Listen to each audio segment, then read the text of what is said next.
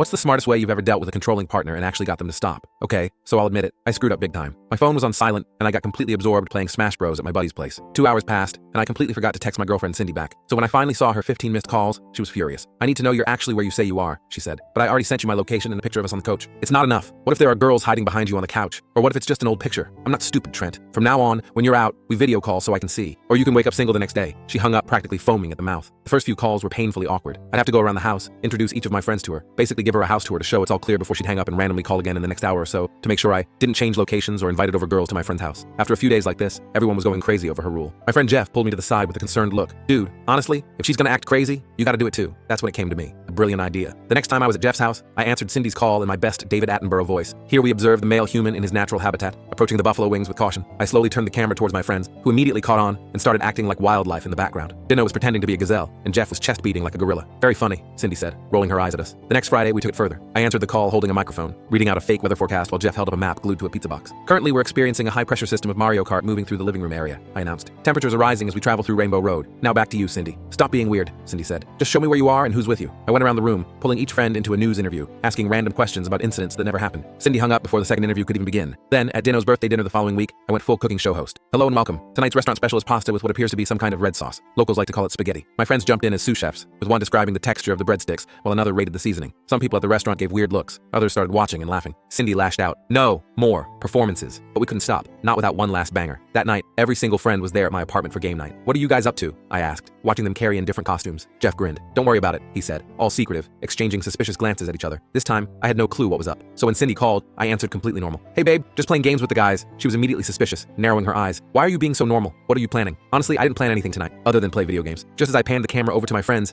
Jeff stood up behind me and shouted with a strong Spanish accent. Maria, how could you betray me with my twin brother? Tom emerged from the kitchen in a wedding dress, blonde wig, and red lipstick that looked like a toddler applied it. I did nothing with your twin, because I am in love with the doctor. Before Cindy could process what was happening, Dino burst through the bedroom door wearing my bathrobe and a bad mustache made from electrical tape. That is right, mi amigo. She is in love with me, and we shall elope on the back of our family donkey and marry on top of El Castillo in Yucatan. Cindy and I stood there with our mouths hung open, fully immersed in their 10-minute telenovela they called The Passions of Game Night, complete with a written script, costume changes, a random man playing dramatic Spanish guitar music in the background, all ending with the characters getting amnesia out of nowhere. Jeff even got slapped 17 times, falling and getting up dramatically each time. It was glorious. When the telenovela finally ended with Jeff ascending to heaven on a ladder while wearing angel wings made of paper plates, Cindy was silent for a full 10 seconds. Okay, she finally said, bursting into laughter. You win. That was just unbelievable. But I get it. The rule was ridiculous too. So let's just go back to normal texts. Keep me updated. No more house tours. No more proving I'm not hiding some random woman in kitchen cabinets. I teased. She grinned. Yes, if you guys can put this much effort into proving a point, I doubt you'd be out there doing all that again for another crazy girl. But the thing was, it didn't end there. Because when Jeff got his own girlfriend with the same crazy rule, all the boys looked at each other with the same wicked thought. Part 2.